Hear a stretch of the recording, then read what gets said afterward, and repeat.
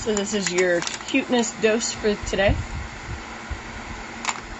Today's video I'm going to be doing a watercolor speed paint for my cousin's wedding gift.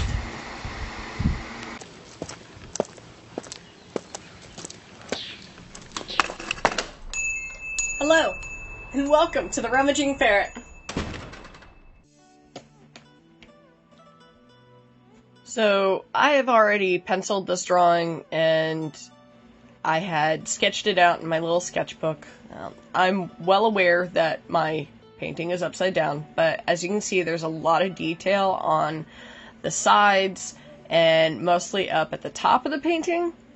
So I will be working mostly on this painting what would be upside down for me as I draw it, but would be right side up for you way up here on my table. So I'm using Sminke watercolor paints. They are very good with pigments, and I really want a vibrancy to this painting because it's meant to celebrate my cousin's wedding. So this is meant to be joyous, it's meant to be bright and bold and beautiful, very colorful.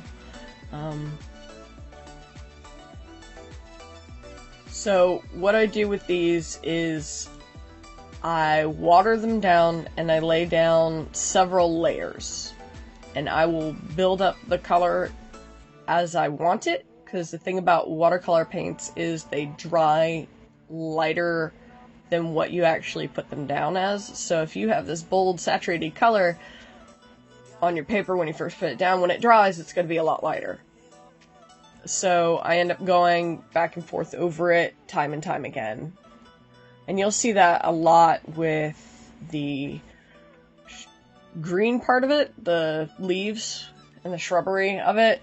I darken that up so much, but I want sort of a contrast between light and dark. So I'll start out with a very light green. It's the same green, it's just I've added a fair bit of water to it, which you can do with these Artesia water brushes. You can squeeze it and it'll let out so much liquid. So I can keep it wet and I can keep it moist and I can keep it light, and then I've got my paper towel that I use to soak up some of the water that's on the end of the brush, and then I go back and darken it. One of the things about watercolors is that you don't want to paint two colors side by side while they're still wet, because they'll leach across your pencil or your ink line. And invade the neighboring color.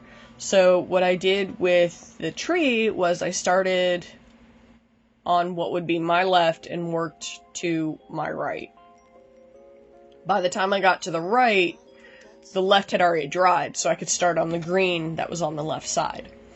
So that way it didn't leach across that green into the brown of the tree. And because I'm not using a lot of water, it dries a bit faster. So I'm just going up and you can see that I'm darkening those areas. And I want it to be more of a darker concentration as you get more to the center of the tree for the greenery. Because it would make sense, for one, and two, I want contrast. So, you know, things behind other objects are going to be shaded, it's going to have shadows cast on it, so it's going to be naturally darker in those areas. But I also want to create contrast between, there's going to be a lot of browns kind of in that center of the tree. A lot of those vines are kind of like a green brown, and then you have the brown of the tree, and then all the text that you see there from the poem that I wrote is also going to be on almost like a parchment color. So there's going to be a lot of browns there. So I want to make sure that I've got variation in my greens just for, you know, eye appeal. But I also want to get super, super dark, which you can see now, in between those vines, in between those parchment, in between, you know, all the browns, to kind of break up that brown and to give some sort of contrast between the browns amongst themselves. So that green kind of helps separate them, and helps to be able to break up my painting and give more visual interest in between all the parts and pieces. So they kind of function together and they don't kind of dilute themselves out. So I'm just going in and darkening up spots and using water and kind of squeezing my water brush and blending it out into the lighter colors, the lighter greens.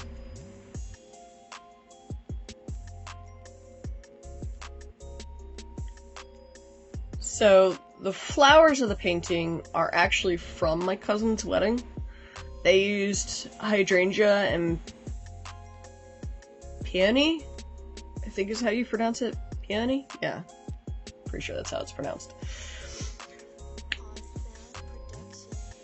And especially in the hydrangea, hydrangeas are clusters of flowers. It's almost like a snowball, if you've ever seen one of those flowers. So it's lots of tiny flowers that make up a giant cluster ball of flowers.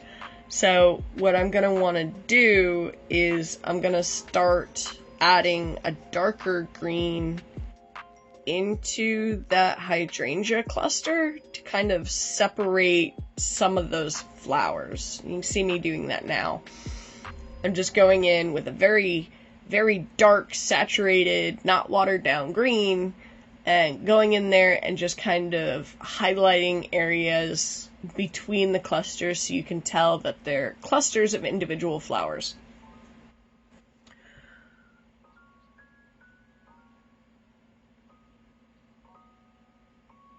So I'm using that green to kind of separate what's going to eventually be my vines and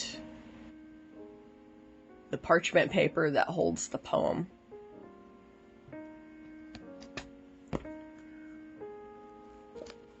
So the poem itself, I don't know if you can read it because I keep turning my canvas and moving it around. But, let's see if I can find it in my sketchbook here. It says, "May your dreams bloom in blood." Ooh, no, not blood. Bloom and bud. There we go. "May your dreams bloom and bud. May you reach the sun like the vine. May your vows be like the redwood and withstand the test of time." So, if your dreams are blooming and budding, that's going to be your flowers. I kind of tried to tie that in, and then you've got the vines that are outstretched up to the sun.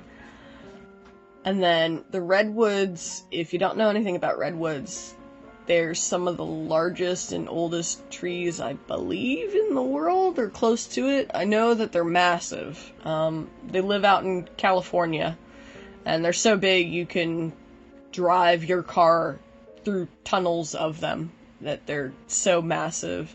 So I kind of like I've gotten the picture where there's like a couple standing in the archway in the tree. Just like in California, you can literally drive through a tunnel that cuts through a tree. They're that massive. They're ancient. So I thought that would be a very good analogy to have for your wedding vows, because you want your wedding vows to last. Up on top, below the flowers themselves, is a set of wedding rings that I added. Coloring in around the people that are within the tree. You can think of those people in a couple of different ways. It could be two parents and a child, or it could even be two grandparents and a child. The lady in the dress actually has a cane, which I'm not so sure you can see from here, but it's meant to symbolize that you stay together for forever. You know, our grandparents recently passed away, me and my cousins, and I wanted to, I guess that kind of hit all of us very hard when Mama died, earlier this year. And even though Mama got hit on in her late age, she never wanted to be with anybody. She had, you know, that was her husband, and her husband had died. Papa had died like 9 years ago. 10 years ago, and she never wanted to be with anybody else. She didn't care for anybody else. That was her husband, one and done, you know, that she never wanted to divorce. And they just always worked through their problems, so I wanted to emulate that in some way. So, in my head, even though it can be read a couple of different ways, I wanted it to be a pair of grandparents and their grandchild. Because we had just lost Mama, and, you know, that kind of hit all of us pretty hard. So you can see that contrast I had built up, between the vines and everything, and right now I'm just looking at my swatch chart and looking for a good color to use on those flowers. Now, I was told those flowers were gonna be pink, like a pink-white. They didn't tell me how saturated or not saturated the pink was gonna be for those colors, at the actual wedding. And at this time, I hadn't been to the wedding, because usually you drop off your gift at the wedding. So I had to prepare it beforehand, without seeing the place settings. There wasn't much pink to the flowers. I was told that they were gonna be hydrangea and peony, flowers, and they were gonna be pink. Like a pink-white. You know? And so in my head, I was thinking those kind of dyed flowers that you get a lot at grocery stores and stuff, where the tips are that bright, bold pink, and then, you know, it's kind of a lighter pink further down. Because they mostly said they were going to pink, you know. They said pink was going to kind of be the theme. So I'm like, okay. And the pink that I colored it was kind of more of an electric pink, but it surprised me when I got to the wedding, and the flowers were basically white.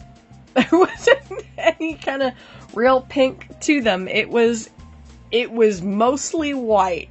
Most of them, you couldn't even tell that they were pink at all. And, that was, sat down at the table and I'm staring at the place settings going, oh, those are the flowers. I'm like, oh, those are nothing like what I painted.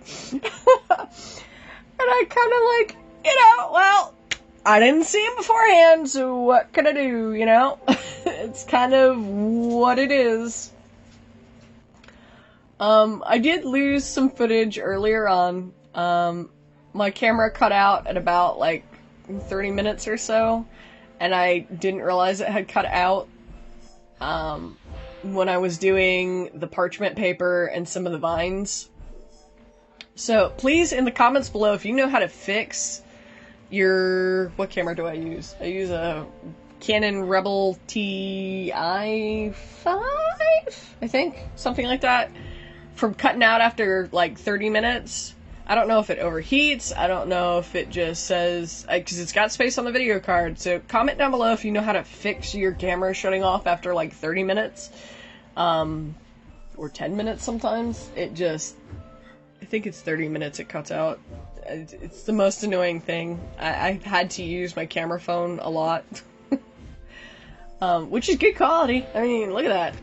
Yeah, I got frustrated using my regular camera, so I switched to my phone. So the peony is on the left, and then you got the hydrangea on the right. And I'm just doing a very, very light wash of pink on the hydrangea right now. And I'm gonna go in and splash it up with color, and you'll see it later when I start to add the brighter pink, because the one thing about, like, Sminke Hordam paints, yeah, like that, is that they spread. They spread a lot, and that's really what I wanted, was this natural kind of spread, and then me just kind of fanning it out. But look how vibrant that is! That is gorgeous. You don't get that with a lot of paints.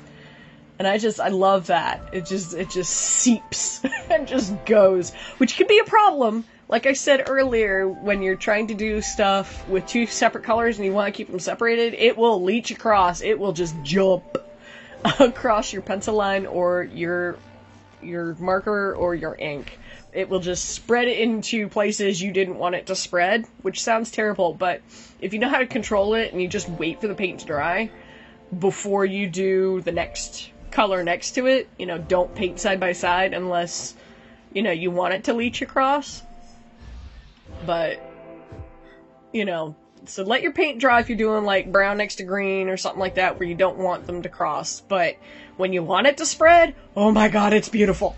You know, and it just goes. And it's so easy to work with. You know, when you want it to do its thing and you want less control and you just want to let it go, it does. And it's beautiful. Look at that vibrancy, it's great.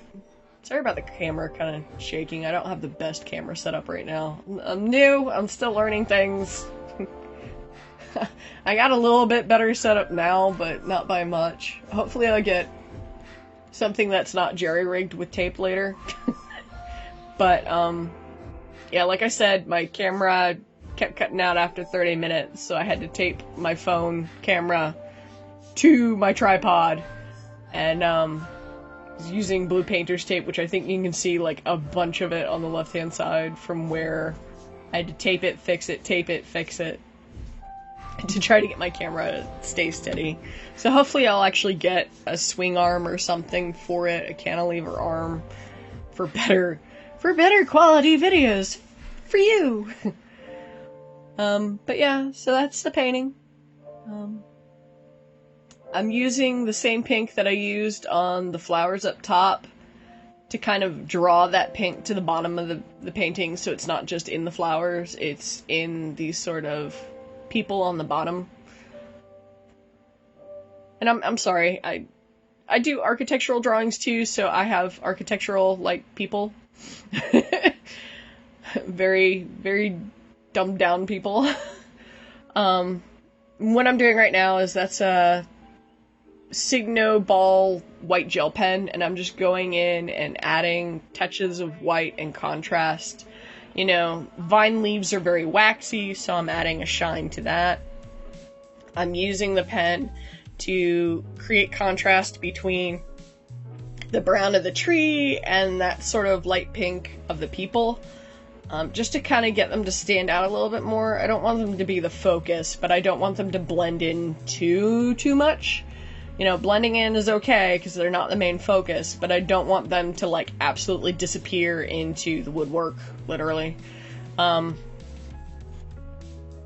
I'm just adding it to the vines to create that kind of waxy look. And a lot of those browns, like parchment, the tree, that sort of sap green brown is all kind of like that same kind of mid-tone. So I'm using that white, just like I use the green, the dark green to contrast and to break it up. I'm also using that white pen to kind of separate them a bit more and to give them a little bit more of a distinction. And I'm just going back in, because sometimes when you paint over pencil, it doesn't really smudge or smear for me. I know it does for a lot of other people that use watercolors, but I just use a plain old mechanical pencil, a Bic grip, 0.7 mm number 2. It's a hard lead, I guess. It feels like it's a hard lead. Definitely feels like sharp lead. I can press down pretty hard on these and create grooves in my paper if I'm not careful.